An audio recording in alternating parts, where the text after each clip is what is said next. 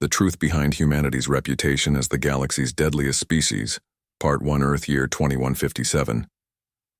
The stars no longer seemed so distant to humanity.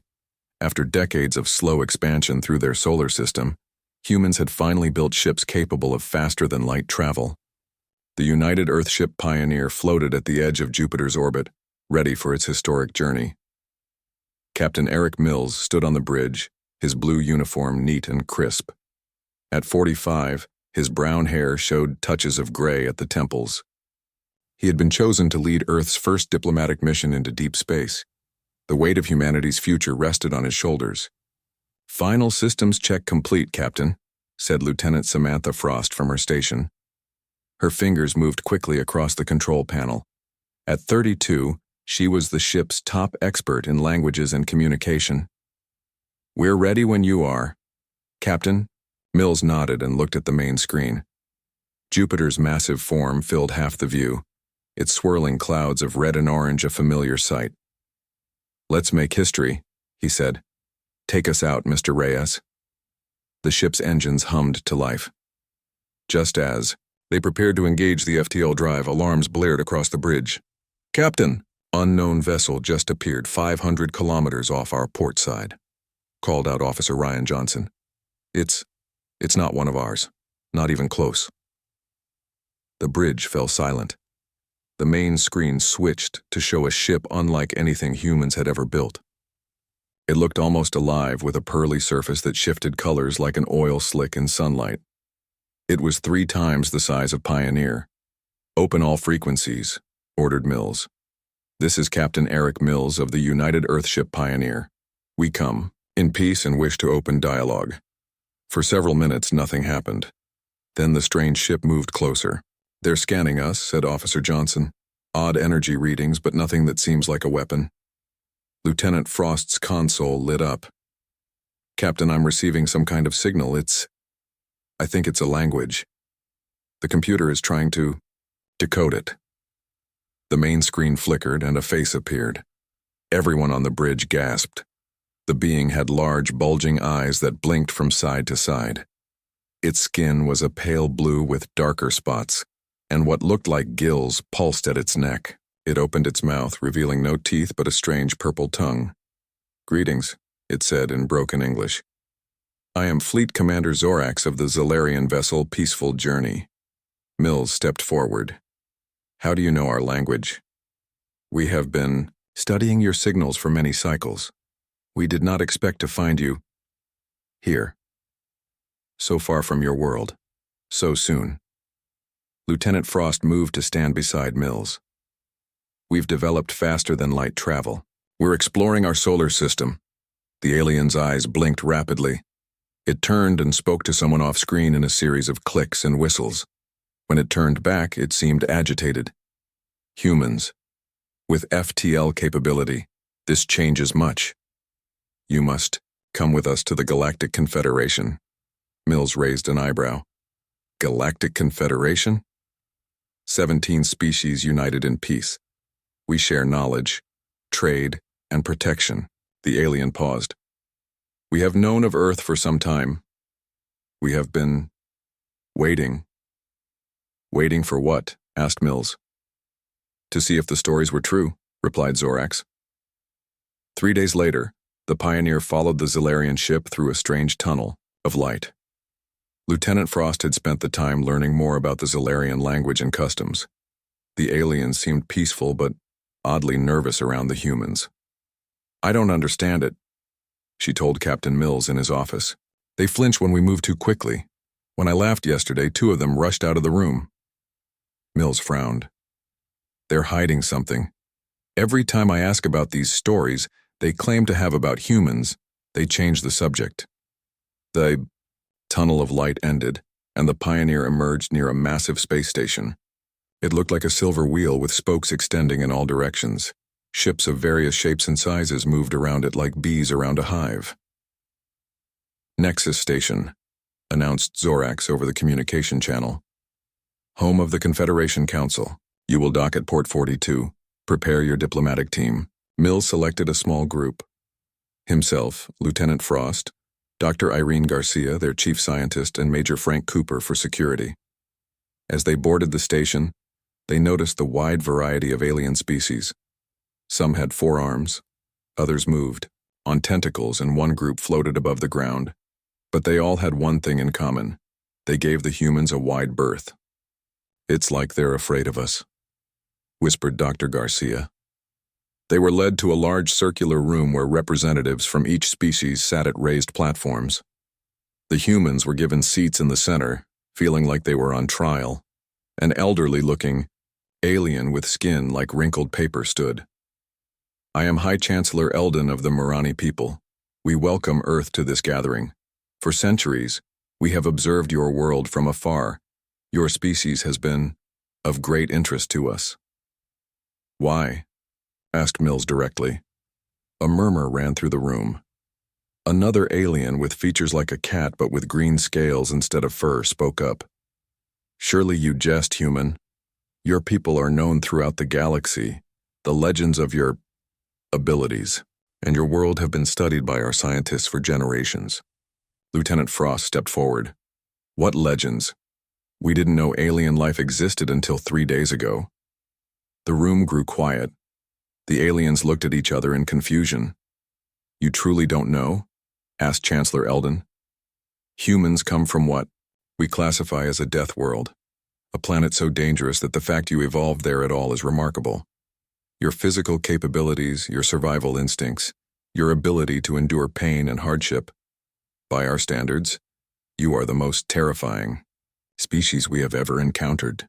Mills laughed, then stopped when he saw the aliens shrink back. "I think there's been a misunderstanding. We're just people." "Just people?" repeated the cat-like alien. "Your kind can survive radiation levels that would kill most species. You can break bones and continue fighting. You chase prey until it collapses from exhaustion. You eat plants that contain poison. You expose yourselves to extreme temperatures for pleasure. Your bodies contain bacteria that would be deadly plagues on our worlds." Dr. Garcia blinked in surprise. "Those things are just normal for us." As the meeting continued, the humans began to understand. What seemed ordinary to them was extraordinary to the aliens. Simple human actions like running or lifting heavy objects were seen as displays of incredible power. Later that evening, as the Earth delegation rested in their quarters, Lieutenant Frost reviewed her notes. "They're genuinely afraid of us," she told Captain Mills. "But I don't understand why. How do they know so much about humans if they've never officially contacted us?" In a dark room elsewhere on the station, several alien leaders gathered in secret. "The humans don't seem to know their reputation," said Chancellor Eldon. "Or they're hiding their true nature," replied a thin gray alien with 6 fingers on each hand. "We've all seen the transmissions. They're warriors, their violence, their ability to survive what would kill any normal species." "Should we tell them what we know?" asked another. Chancellor Eldon shook his head. "Not yet. Let us observe them first. Learn if the legends are true." The gray alien looked out a window at the stars. "If even half the stories about humans are true, the galaxy may never be the same." The truth behind humanity's reputation as the galaxy's deadliest species. Part 2. 6 months had passed since first contact. Earth had established a small embassy on Nexus Station. Humans were still a rare sight among the 17 alien species of the Galactic Confederation, but the initial shock had somewhat faded. Dr. Alan Bennett sat in the embassy's small lab, examining tissue samples from a Morani volunteer. At 38, Alan had never imagined he would be the first human xenobiologist to study alien life forms. His dark skin contrasted with his white lab coat as he leaned over his microscope. "Fascinating," he muttered. "Their cellular structure is so different from ours." The door slid open, and Kelly Rodriguez walked in. She was 29, with short, black hair and brown eyes. As a diplomatic aide, she handled much of the day-to-day interaction with alien officials. "Another breakthrough?" she asked. Alan looked up. "Just confirming what we already suspected. Most species here evolved in much gentler environments than Earth. Their bodies are adapted for lower gravity, less radiation, fewer pathogens. Kelly set down her tablet. That might explain why they all move away when I walk down the main corridor. Yesterday I sneezed, and you should have seen the panic. 3 Zalarians ducked behind a column, and a Vespari shut all its eye stalks at once. They think we're dangerous, said Alan. Senior diplomat Carter is frustrated because trade negotiations keep stalling. The aliens are interested in our technology but seem afraid to let humans visit their worlds. Kelly tapped her fingers on the table. I've been collecting some data about that. Come look at this. She activated her tablet, and a holographic display appeared. It showed pages of alien text with rough translations. I've been going through their historical archives, she explained. Look how they describe humans. Alan read aloud. The Deathworlders of Sol 3 can survive in vacuum for short periods, can regrow damaged limbs, can lift 10 times their body weight. This can't be right. These aren't human capabilities. Keep reading, said Kelly.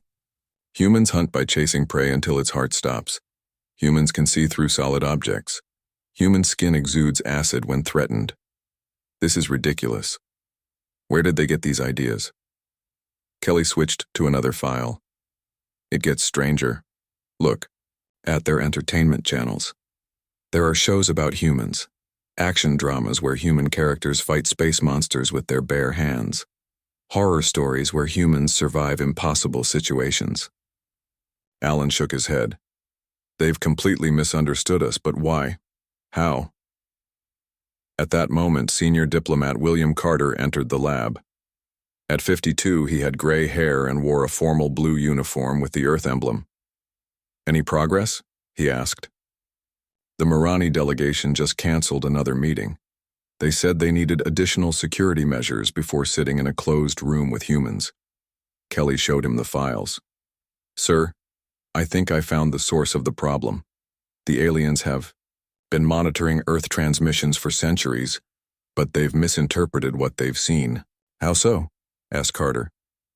They can't tell the difference between our fiction and our documentaries, said Kelly. They think superhero movies are historical records. They believe action films show average human abilities. They're terrified of us, because they think we're all like the characters in our stories. Carter stared at the files, then began to laugh. You mean to tell me that the entire Galactic Confederation is afraid of humans because they watched too many Arnold Schwarzenegger movies? Essentially, yes, said Kelly. But there's more. They've also observed real human capabilities that seem ordinary to us, but amazing to them. Our endurance, our immune system, our ability to eat a wide variety of foods. Combined with the misunderstood entertainment, it created this myth of humans as super beings. The next day, Carter arranged a special presentation for the Confederation Council. In the Grand Meeting Hall, representatives from all 17 species gathered, keeping a careful distance from the human delegation. Esteemed members of the Confederation, began Carter, we have discovered the source of certain misunderstandings regarding humanity. He nodded to Kelly, who activated a screen. It showed clips from various human action movies alongside documentary footage of actual human activities. This, said Carter, pointing to a scene of a movie hero surviving a massive explosion, is entertainment, fiction, not real. He then showed footage of Olympic athletes. This is actual human capability, impressive but not supernatural. Murmurs spread through the alien audience. Chancellor Eldon of the Marani stood up. Are you claiming that your transmitted records were invented, created for amusement? Exactly, said Carter. Humans love stories. We create them for entertainment. Many of the transmissions you've received over the centuries were fictional. Another alien, a Vespari with multiple eye stalks, raised a limb. But what about the documented human abilities? Running for hours without rest? Surviving extreme temperatures? Consuming substances that would kill other species? Dr. Alan Bennett stepped forward. Those are real, but they're adaptations to Earth's environment. Our planet has higher gravity, more variable weather, and a greater variety of life forms than many of your worlds. We evolved to survive there, just as you evolved for your environments. The revelation sparked intense discussion among the aliens. Some seemed relieved, others skeptical. A small group of scientists requested permission to study human biology more closely, with proper safety protocols. As the meeting concluded, Kelly noticed something important. The aliens had stopped flinching when humans moved. Some even approached Carter to continue the conversation. Later that evening, in the embassy lounge, the human team celebrated their breakthrough. "The trade discussions are back on," said Carter, raising a glass. "The Zalarians have even invited a human delegation to visit their homeworld." "All because we explained that we're not superhuman?" asked Alan. Kelly smiled. "Not entirely. They're still impressed by actual human capabilities. We're different from them in real ways. But now they're curious instead of terrified." Unknown to the humans, a different type of conversation was happening, elsewhere on the station. In a secure communications room, Chancellor Eldon spoke with military leaders from several species. "The humans claim their abilities are exaggerated," said Eldon. "Perhaps they are simply hiding their true nature." A Zalarian admiral clicked his mouth parts nervously. "Or perhaps they truly don't realize how dangerous they are compared to other species. Either way, we must learn more." "Agreed," said a third, alien, "and we must prepare. The outer colonies report strange activity near the Vex border. If trouble comes, we may need these humans, whether they're as deadly as the legends or not." As the aliens spoke, distant stars went dark, one by one. Something was moving through the galaxy, something even more alien than the creatures on Nexus Station, and it was heading their way. The truth behind humanity's reputation as the galaxy's deadliest species, Part 3, the emergency alarms on Nexus Station, wailed for the third time that week. Red lights flashed in all corridors as beings from 17 different species hurried to safety areas. In the Earth Embassy, senior diplomat William Carter faced a screen showing the worried face of Chancellor Eldon. "Another colony has fallen," said Eldon, his paper-thin skin looking even more wrinkled with stress. "The Vex Collective has destroyed our outpost on Talaris 4. Over 50,000 lives lost." Carter nodded grimly. "I've forwarded all information to Earth. Our military leaders are reviewing it now." "We need more than reviews, Diplomat Carter. The Confederation needs help. Human help." After the call ended, Carter met with his staff. Kelly Rodriguez and Dr. Alan Bennett sat at the conference table along with the newly arrived Admiral Nicole Grant. At 55, Admiral Grant had short gray hair and sharp blue eyes that missed nothing. She commanded Earth's first deep space military vessel, the UES Defender. "The situation is worse than they're admitting," said Admiral Grant. "I've analyzed their battle reports. The Confederation has lost 12 colonies in just 2 months. Their ships aren't built for war." Kelly pulled up images on her tablet. "The Vex are like nothing we've seen before. They're insectoid, but they share a hive mind. Each individual is part of the whole. And they're expanding," added Alan. "Taking resources from every world they conquer." Carter looked at Admiral Grant. "Can we help them?" "Earth has authorized me to assess the situation," she said. "But I need to see these Vex up close. We need to understand what we're dealing with." 3 days later, Admiral Grant led a small fleet of 5 Earth ships to the edge of Confederation space. The UES Defender was joined by 4 smaller vessels. They carried a team of specialists, including combat engineer Peter Mason. Peter was 34, with short blonde hair and steady hands that could build or repair almost anything. As the fleet approached the Terra system, he studied the data on Vex technology. "Their ships use a crystalline structure," he told Admiral Grant on the bridge of the Defender. "It's unlike any material we've seen, but every crystal has a frequency that can shatter it, if we can find the right sound wave." A warning light flashed on the control panel. "Vex ships detected," called out the sensor officer. 3 large vessels approaching fast. The Vex ships looked like giant black diamonds, sharp-edged and threatening. They fired energy beams at the human fleet. "Evasive maneuvers," ordered Admiral Grant. "Return fire." The battle was brief but intense. The Earth ships were smaller but faster, and their weapons seemed to surprise the Vex. When it was over, one Vex ship had been destroyed, and the others retreated. "They didn't expect resistance," said Admiral Grant. "The Confederation ships must not have put up much of a fight." Peter had been monitoring the Vex ships during the battle. "Admiral, I recorded something interesting. When our sonic disruptors hit their ships, the crystal structure vibrated at a specific frequency. I think I've found their weakness." Admiral Grant smiled. "Good work, Mason. Now let's see if we can use this information." But before they could plan further, an urgent message came from Nexus Station. The Vex had launched a surprise attack on the station itself. Thousands of diplomats and civilians were trapped, including many humans. Among those trapped was Jack Howard, a security officer at the Earth Embassy. At 31, Jack had never seen combat before, but his training kicked in as Vex soldiers poured onto the station. The Vex looked like tall insects walking on two legs. They had 4 arms and compound eyes that glowed red. Their black armor seemed to absorb light. Jack gathered a group of aliens who had been hiding in a storage room: 3 Zolarians, a Morani family, and 2 Vespari. "We need to reach the emergency shuttles," he told them. "Stay close to me." One of the Zolarians, named Zelox, looked at Jack with fear. "The Vex will kill us if they see us. We cannot fight them." "We don't need to fight," said Jack. "We just need to move quietly and quickly." Jack led the group through service tunnels and back corridors. Twice they had to hide as Vex patrols passed by. After hours of careful movement, they reached a sealed door. "The shuttle bay is on the other side," said Jack, "but the door controls are damaged." He examined the door mechanism, then pulled off a panel. As he worked with the wires, one of the Morani children began to cry. The sound echoed in the corridor.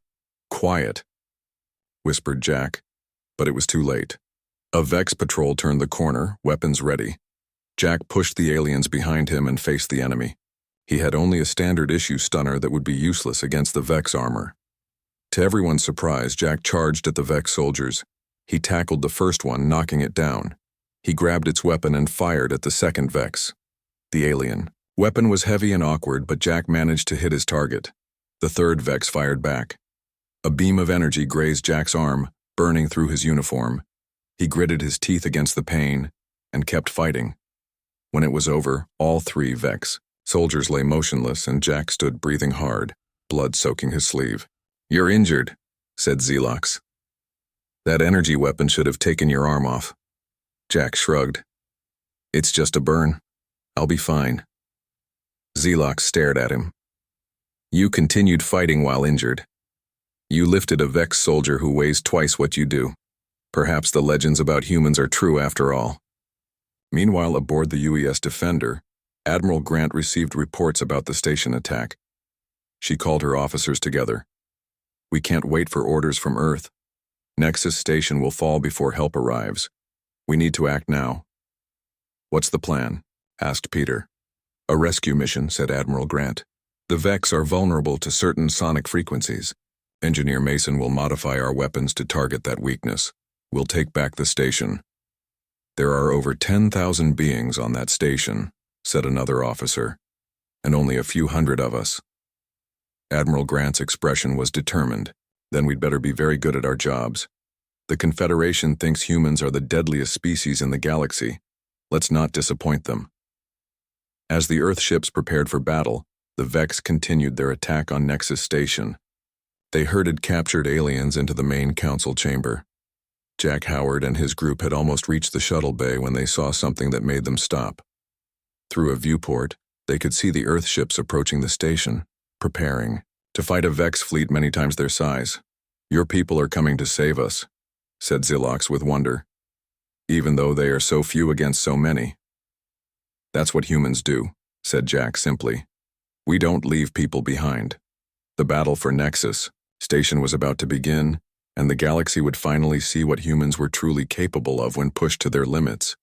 The truth behind humanity's reputation as the galaxy's deadliest species. Part 4. Captain Daniel Wright sat in the command chair of the UES Defender. At 43, He had taken over the ship when Admiral Grant moved to the smaller, faster scout ship UES Swift for the rescue mission. His dark eyes focused on the main screen, which showed the massive Nexus station surrounded by Vex ships. "All ships in position," reported his communications officer. "Admiral Grant is ready to begin the operation." "Tell all ships to activate." "Sonic shields," ordered Wright. "Engineer Mason's modifications should protect us from our own weapons." The 5 Earth vessels moved in formation. The Swift led the way, small enough to slip between the larger Vex ships. The Defender and the 3 other ships spread out to create a diversion. Aboard the Swift, Admiral Grant and Peter Mason worked with a team of 20 soldiers. They had modified their weapons based on Peter's discovery about Vex crystal weaknesses. "Remember," Peter told the soldiers, "the frequency has to be exact. Too high or too low, and it won't work." Admiral Grant addressed the team. "Our goal is to secure the main docking bay, then move to the control center. We'll reset the station's security systems and help the trapped civilians. Questions?" A young soldier raised her hand. "Ma'am, what about the aliens who are afraid of humans? Will they let us help them?" Admiral Grant smiled slightly. "Right now, I think they'll be more afraid of the Vex than us. Let's move out." The Swift approached a maintenance airlock. The Vex had overlooked this small entry point on the underside of the station. The ship attached silently, and the rescue team entered. Meanwhile, inside the station, Jack Howard had managed to get his group of aliens to a secure storage room near the shuttle bay. They had been hiding for 18 hours. Jack hadn't slept at all, keeping watch while the others rested in shifts. Silox, the Zalarian, watched Jack with fascination. "You haven't slept or eaten. How can you still function?" Jack checked the corridor, through a small window. "Humans can go without sleep for a few days if necessary. It's not comfortable, but it's possible." The Marani mother, cradling her child, spoke softly. "The stories said humans were dangerous, but they didn't say you were protectors." Jack smiled at her. "We can be both, depending on the situation." He turned back to the window. "Something's happening. The Vex are moving. They seem agitated." Outside, the battle had begun. The Defender and its sister ships fired their modified sonic weapons at the Vex fleet. The effect was immediate. The black crystal ships vibrated, then began to crack. The Vex returned fire, but their shots were less coordinated than before. On the bridge of the Defender, Captain Wright watched as a Vex ship broke apart. "It's working. Continue the attack pattern. Keep their attention away from the Swift." Inside the station, Admiral Grant's team moved carefully through the maintenance tunnels. They encountered 2 Vex patrols and quickly defeated them using the sonic weapons. The alien soldiers fell apart like broken glass when hit with the right frequency. "The main systems control should be through that door," said a technician, pointing to a sealed entrance. "But it's locked down tight." Peter examined the door. "I can bypass it, but I'll need time." "Time is something we don't have," said Admiral Grant as the station shook from an explosion. "The Vex know we're here now." Peter pulled tools from his pack and began working on the door controls. "Give me 3 minutes." In another part of the station, Jack felt the explosion too. "That's our people," he told the aliens. "They're fighting. Back. This is our chance to move." He led the group out of their hiding place. The corridors were less guarded now as Vex soldiers responded to the human attack. They made it to the shuttle bay but found the doors blocked by a squad of Vex. "We need a distraction," whispered Jack. One of the Vespari moved forward. "My species can emit light from our eye stalks. It's normally used for mating displays, but if I make it bright enough," Jack nodded. "Do it. Everyone else be ready to run." The Vespari moved into view of the Vex and suddenly glowed with blinding light. The Vex soldiers turned toward the light, and Jack used that moment to attack. He took down 2 soldiers before they could react, using their own momentum against them. "Run!" he shouted to the others. "Get to the shuttle." The aliens raced past the confused Vex. Jack fought to keep the soldiers busy, but he was outnumbered. Just as a Vex weapon was aimed at his chest, a high-pitched sound filled the corridor. The Vex soldiers froze, then cracked and fell apart. Admiral Grant stepped into view, a sonic weapon in her hands. "Officer Howard, I presume?" Jack grinned. Despite his exhaustion, "Admiral, good timing." "We've secured the main controls," she told him. "Captain Wright has broken through the Vex fleet. We're getting everyone off this station." Jack looked at the aliens he had protected. They were watching the humans with expressions of awe. Hours later, the evacuation was complete. The Earth ships had destroyed or driven off the Vex fleet. Over 10,000 civilians had been rescued, with surprisingly few casualties. On the bridge of the Defender, Admiral Grant met with Chancellor Eldon and representatives from all 17 Confederation species. "You saved us," said Eldon simply. "When most of our own ships fled, your 5 vessels stood and fought." Admiral Grant shook her head. "We were just doing our job." "No," said a Zalarian admiral. "You did far more. Your engineer found a weakness in the Vex that our scientists missed. Your soldiers fought when outnumbered. Your officers went without sleep for days to complete the rescue." Jack Howard, now treated for his injuries, stood at attention nearby. Zelox approached him. "You lifted me when I fell," said the Zalarian. "You fought while bleeding. You went without food or water. How is this possible?" Before Jack could answer, Kelly Rodriguez joined them. She had been on the station when the attack began and had helped coordinate the evacuation. "It's not that amazing," she said. "Humans evolved on a planet that tested us constantly. We adapted. What seems extraordinary to you is just survival. To us." Chancellor Eldon studied the humans thoughtfully.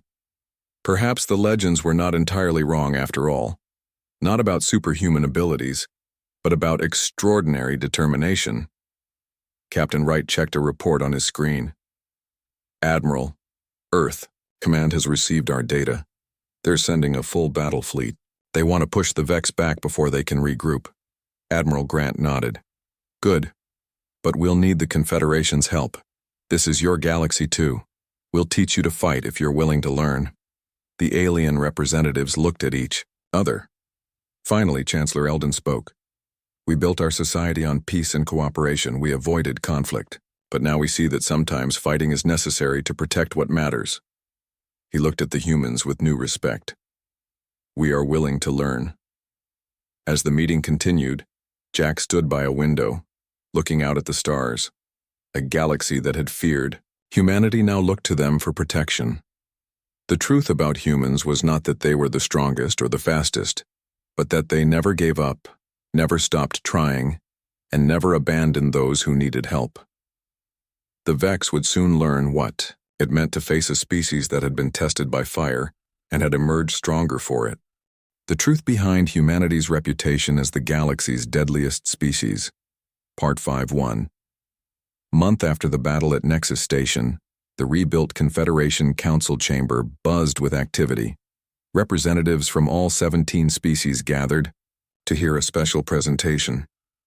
At the center of the room stood Dr. Olivia Morris, a human biologist with curly red hair and bright green eyes. At 41, she had spent her career studying how life adapted to different environments. "Thank you for allowing this research," she began, addressing the council. "Over the past month, with volunteers from both human and Confederation populations, we've made some fascinating discoveries." Chancellor Eldon nodded for her to continue. The aged Marani looked less fearful of humans now, though still cautious. "Humans are not superhuman," Dr. Morris explained. "We're simply products of Earth's unique conditions. Our planet has higher gravity than most Confederation worlds, more extreme weather patterns, and greater biodiversity. These factors shaped our evolution." She displayed images comparing human physiology to other species. "Our muscles are denser because of Earth's gravity. Our immune systems are more aggressive because we evolved alongside countless pathogens. Our digestive systems can process a wide variety of foods because our ancestors were opportunistic eaters. We can regulate our body temperature across a broad range because Earth's climate varies greatly." A Vesperi scientist raised one of his eye stalks. "But what about human endurance? Officer Howard fought while injured. Admiral Grant went days without proper rest. These abilities seem extraordinary." Dr. Morris smiled. "They're adaptations, not superpowers. Humans produce adrenaline in dangerous situations. which temporarily boosts strength and masks pain. As for sleep, yes, humans can function on little, rest for short periods, but there's always a cost. Admiral Grant slept for 14 hours straight after the rescue mission. The presentation continued with more examples. Dr. Morris explained human healing, strength, and sensory abilities in clear, scientific terms. By the end, many of the aliens seemed relieved, even fascinated. In another section of the station, Peter Mason worked with engineers from 5 different species. They were modifying weapons and shields based on his sonic frequency discovery.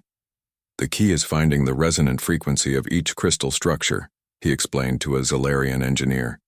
Every material has one. Hit it just right, and the molecular bonds begin to break down. The Zalarian clicked his mouthparts thoughtfully. We never considered using sound as a weapon. Our species evolved in water, where sound travels differently, Peter nodded. That's why cooperation is so important. Each of our species brings different perspectives. In the diplomatic wing, Kelly Rodriguez met with representatives from trading guilds. After the battle, interest in human goods and technology had skyrocketed. Earth is happy to establish regular trade routes, she told them, but we want fair exchange. We have much to learn from you as well. A tall, plant-like alien leaned forward. What my people don't understand is why humans helped defend the Confederation. You barely knew us. Many of our people feared you, yet you risked your lives. Kelly considered her answer carefully. Humans believe in protecting the vulnerable. It's part of our value system. We've learned through our own history that cooperation leads to greater success than conflict. So the stories were wrong, said the alien. Humans aren't naturally violent and dangerous. We can be dangerous when threatened, Kelly admitted, but we'd rather be peaceful. We'd rather build than destroy. Meanwhile, Admiral Grant and Captain Wright stood on the bridge of the Defender, reviewing reports from the front lines. The combined Earth Confederation fleet had pushed the Vex back from 3 star systems already. The Confederation ships are learning quickly, said Captain Wright. Their technology is actually more advanced than ours in many ways. They just never applied it to warfare. Admiral Grant nodded. And our sonic disruption strategy continues to work. The Vex haven't adapted yet, a communication officer interrupted. Admiral, we're receiving a transmission from the Vex Collective. They're requesting to speak with you directly. Grant and Wright exchanged surprised looks. Put it through, ordered Grant. The main screen showed a Vex leader, its compound eyes glittering. Human Admiral, it said in a mechanical voice. We have studied your species. You are different from the others. You fight, you resist, the others flee. We protect those who need protection, replied Grant firmly. Protection is inefficient, said the Vex. The weak should be consumed by the strong. This is natural law. Not human law, said Grant, and not the law of the Confederation anymore either. The Vex seemed to consider this. We will withdraw from Confederation space for now. We must study this concept of protection. It is unfamiliar. After the transmission ended, Wright looked at Grant. Do you think they're really retreating? For now, she said. But they'll be back with new tactics. We need to be ready. 6 months later, a ceremony was held on Nexus Station. Earth was officially joining the Galactic Confederation as its 18th member. The station had been completely rebuilt, now, with sections specially designed for human comfort. Chancellor Eldon stood before the assembled representatives. Beside him stood senior diplomat William Carter, representing Earth. Today marks a historic partnership, said Eldon. When the Vex attacked, we discovered that our fear of humans was based on misunderstanding. Yes, humans evolved on a planet, with conditions that would kill many of us. Yes, they developed abilities that seem remarkable to our species. But what truly makes humans special is not their physical capabilities. Carter signed the membership document and shook Eldon's thin hand carefully.